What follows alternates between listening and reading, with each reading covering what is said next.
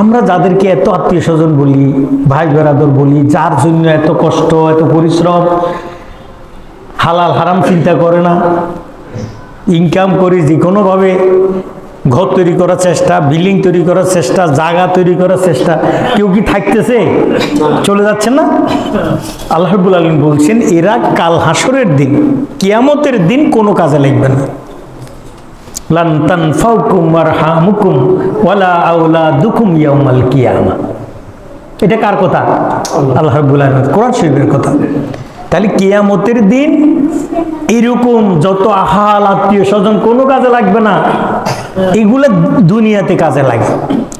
দুনিয়ায় যদি ভালো আহাল থাকে, তারা যদি কিছু ইবাদত করে, তার সওয়াবটা ওখানে যায়। খেয়াল করবেন, দুনিয়াতে ভালো কাজ করলে সওয়াবটা যায়, কিন্তু যখন সবাই মরে যায় ভিতরে মাটির নিচে, আমরা সব চলে গেলাম না, আল্লাহ আমাদেরকে আবার উত্থান করবে, তুলবে। তোলার পরে এখন হিসাব নিকাশ শুরু করবে, আমল নামা।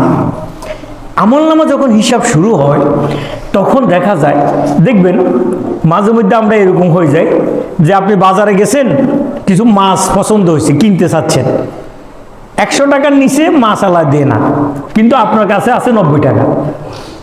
এই 10 টাকা কমের জন্য একটা জিনিস কিনা যায় না, এরকম হয় না?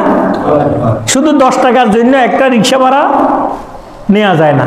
সে বলছে 30, আমি বলছি 20, কারণ আমার কাছে ইচ্ছে বেশি নাই, কিন্তু ও বলছে যে না, 30 টাকা না হলে আমি যাব না।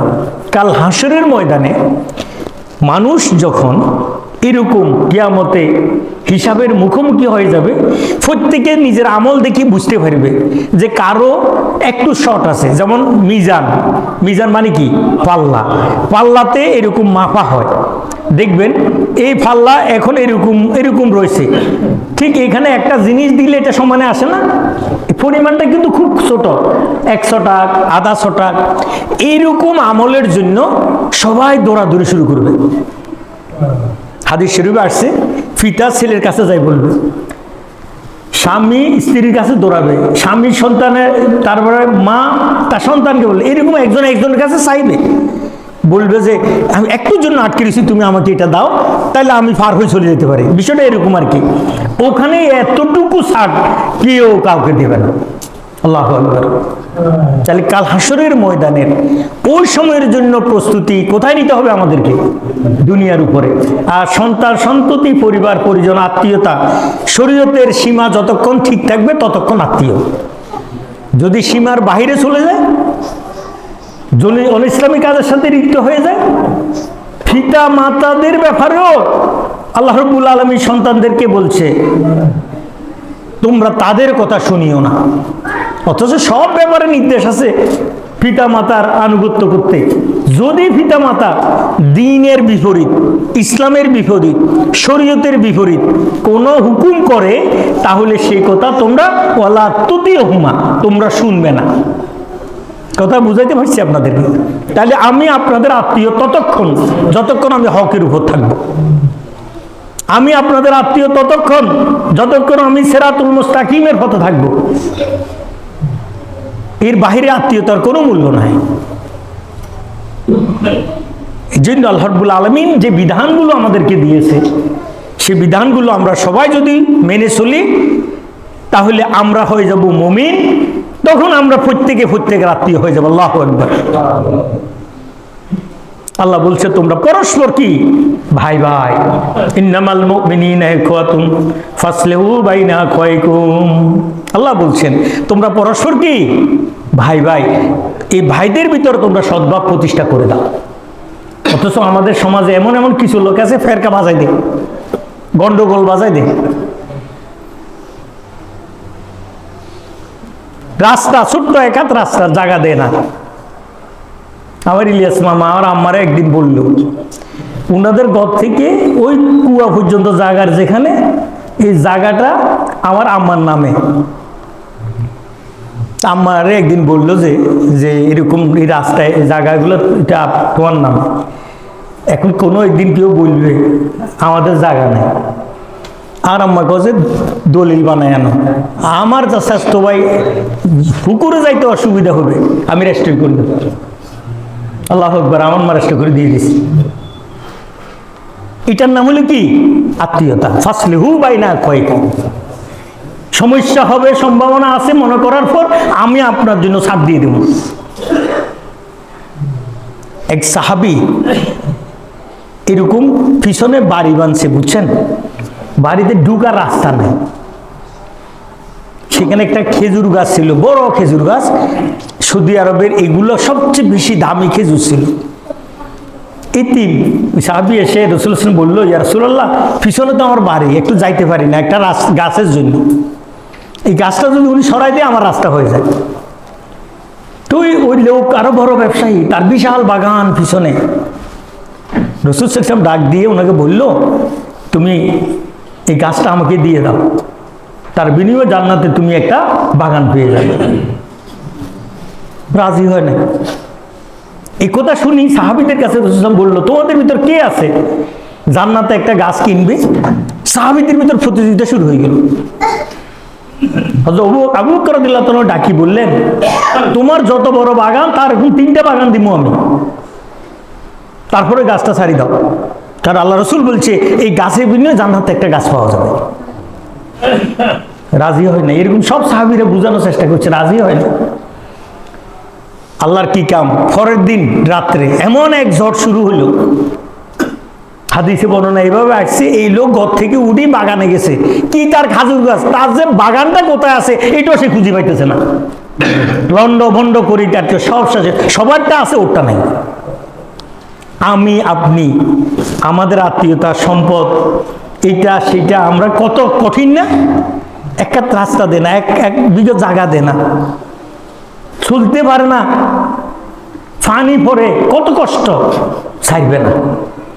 অথচ এইরকম ছোট্ট একটা ত্যাগের বিনিময়ে, শুধু ওই হাদিসটা সামনে রাখলে ওই সাহাবীর ব্যাপারে যেরকম আল্লাহ রাসূল বলছে জান্নাতে একটা গাছ, তো আমি যদি আপনাকে এরকম একটা ছাড়ি দিই, ওরকম একটা জায়গা আল্লাহ আমাদের জন্য জান্নাতে ব্যবস্থা করতে পারে না?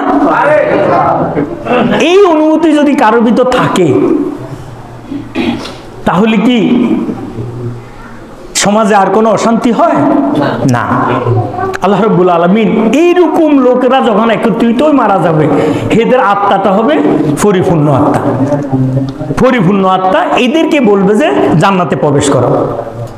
ইয়া আইয়াতুহান নাফসুল মুতমাইন্না ইরজিই ইলা রাব্বিকা রাদিয়াতাম মারদিয়া। হে পরিপূর্ণ আত্মা, সন্তুষ্ট হয়ে গেছো তো, এখন জান্নাতে প্রবেশ করো। আল্লাহ ঘোষণা দিবে। এখন ঘোষণা দিলে কি আপনি হাঁটি হাঁটি জান্নাতে চলে যেতে পারবে? বুঝতে হবে জান্নাতে, এত মনে করছে লোকেরা বলছি সাথে সাথে জান্নাতে পাঠাই দিবে না। জান্নাতে এদেরকে ঢুকার জন্য অনুমতি দিয়ে দিছে, কিন্তু যাই ঢুকতে তো পারতেছে না। কত হাজার হাজার প্রাণ, কোটি কোটি প্রাণ জান্নাতের সামনে অপেক্ষা করতেছে, ঢুকতে পারতেছে না। এই ফিফটার গতি তো আগাইতে পারতেছে না। এখন জান্নাতে ঢুকার আগে আরেকটা স্টপেজ আল্লাহ রাব্বুল আলামিন তৈরি করে রেখেছে। ওই জায়গাটার নাম হলো ফাদখুলি ফি ইবাদি। আমার ইবাদত করনেওয়ালা লোকদের সাথে ঢুকো, ওয়াদখুলি জান্নাত, এরপরে ব্যবস্থা যাও। আপনি দেখবেন বিদেশ গেছেন, ইমিগ্রেশন করছেন, এরকম কারা কারা আছেন? সৌদি আরব বিভিন্ন রাষ্ট্রে গেছেন না আপনারা? ইমিগ্রেশন শেষে একটা জায়গা এক্সক্লুসিভ রাখে, এখান থেকে ডাইরেক্ট প্লেনে তুলে। ওই জায়গাটা হলো এরকম, জান্নাতে ঢুকার আগে একটা জায়গা ফাদখুলি ফি ইবাদি। এখানে যত ইবাদত করনেওয়ালা লোক আছে সব এখানে ঢুকাবে আল্লাহ, তারপরে বলবে যে ওয়াদখুলি জান্নাত, এরপরে জান্নাতে যাও। এখন আমাদের ভিতরে অনেক আছে, কই দুনিয়াতে একটা পার্টি করি, একজনের সাথে সম্পর্ক, কেমনে তোমাদের সাথে থাকি। আরে বাবা, জান্নাতে যাওয়ার আগে ওই এক ঘরে হইতে হবে, নইলে বেহেশতেই ঢুকা যাবে না। তাহলে জান্নাতে যাওয়ার আগে যদি আমরা সব ইবাদত করনেওয়ালা লোক এক জায়গায়, যাওয়ার পরে আল্লাহ রাব্বুল আলামিন জান্নাতে পাঠাবে, তাহলে দুনিয়ার উপরে আমার এই ইবাদত করনেওয়ালা লোকদের সাথে থাকতে অসুবিধাটা কোথায়? এদের সাথে থাকতে হবে, এদের সাথে হাসর হবে। হাদিস শরীফে আসছে, যার সাথে তার ফ্রেন্ডশিপ, বন্ধুত্ব, তার সাথে তার হাসর হবে।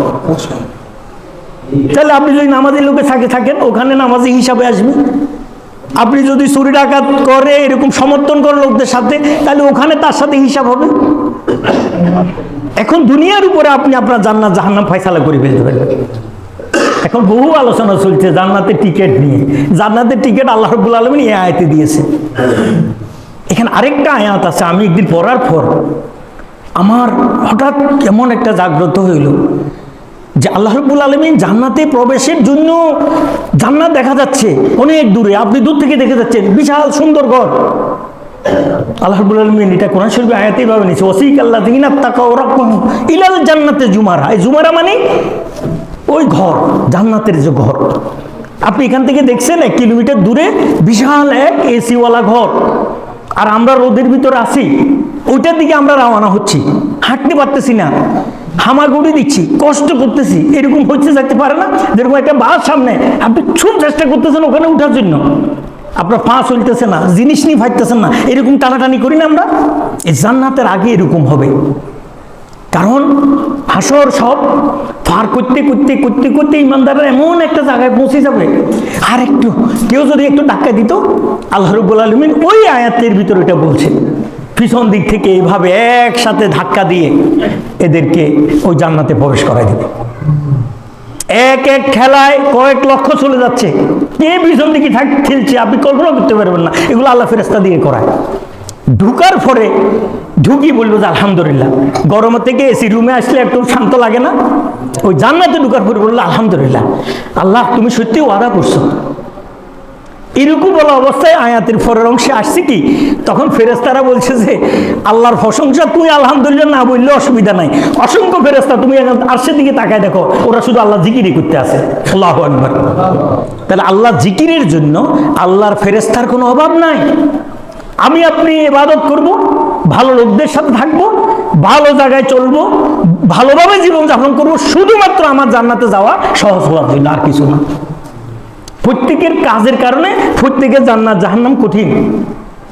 নিজের জান্নাত নিজের হাতের কাছে জিনিস হারাই পেলে অনেক লোক আছে না, আপনি দেখবেন মৌসুমে মাছ ধরা হয়, যে জেলে মাছ ধরতে যায় সে না মাছ পায়। সবে কদরের দিন আল্লাহ সব কিছু দেয়, যে আল্লাহর কাছে চায় সে না পায়। আরেকজন তো ঘুমাইতেছে এসি রুমের ভিতরে, হচ্ছে না এরকম? এই জন্য আমরা আমাদের দুনিয়ার উপরে নিজের ব্যাপারে নিজে সিদ্ধান্ত নিয়ে নিতে হবে।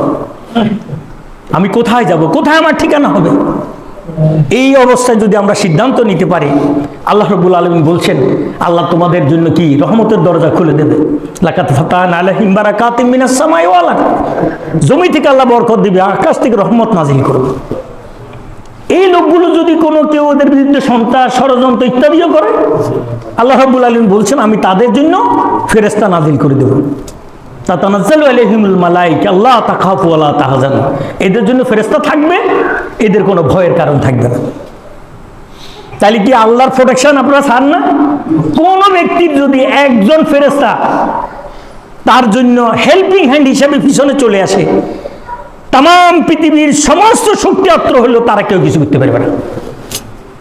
আমাদের বিআইয়ের মসজিদে ইমাম সাহেব শুধু ফেরেশতার বর্ণনা দিয়েছিল।